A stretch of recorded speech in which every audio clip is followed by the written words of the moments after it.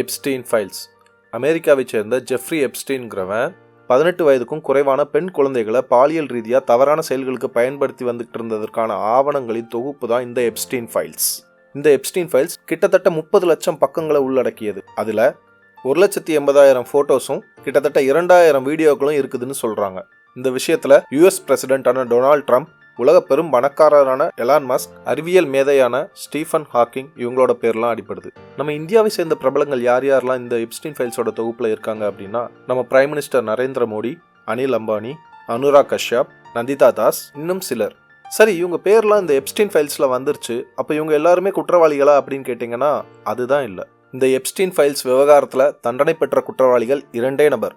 ஒன்று Jeffrey Epstein, இன்னொன்று அவனோட நெருங்கிய தோழி கெஸ்லைன் மேக்ஸ்வெல். சரி, அப்போ மற்றவங்க பேர்லாம் இந்த ஃபைல்ஸில் இருக்கு, அப்போ அவங்கெல்லாம் குற்றவாளிகள் இல்லையா அப்படின்னு நீங்கள் கேட்டீங்க அப்படின்னா இல்லை. ஏன்னா எப்ஸ்டீன் ஃபைல்ஸுங்கிறது எப்ஸ்டீன் யார் யார் கூடலாம் பழக்கத்தில் இருந்தான், அவன் எந்தெந்த ஈவெண்ட்ஸ்க்கு போனான், அந்த ஈவெண்ட்ஸ்க்கு யார் யாரெல்லாம் வந்திருந்தாங்க, இப்படிப்பட்ட தகவல்களை கொண்டது தான். அவன் ஒரு ஈவெண்ட்டுக்கு போயிருந்தானா அந்த ஈவெண்ட்டுக்கு 1000 பேர் வருவாங்க. அந்த ஈவெண்ட்டுக்கு வந்தவங்க எல்லாருமே பாலியல் குற்றவாளிகள் தான் அப்படின்னு எப்படி சொல்ல முடியும்? இதுலேருந்து ஒன்று மட்டும் நம்ம நல்லா புரிஞ்சுக்கணும். எப்ஸ்டீன் ஃபைல்ஸில் இருக்கிற பேர் எல்லாமே குற்றவாளிகளோட பேர் இல்லை. நம்ம பிரைம் மினிஸ்டர் நரேந்திர மோடியோட பேர்லாம் பார்க்கும்போது எனக்கு விவேக் சாரோட ஒரு காமெடி தான் ஞாபகத்துக்கு வருது.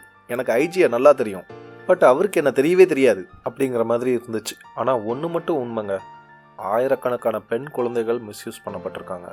இதற்கான நீதி, எப்ஸ்டீன் செத்துட்டான், ஆனால் குற்றவாளிகள் இன்னும் உலாவிக்கிட்டு தான் இருக்காங்க உலகத்தில்.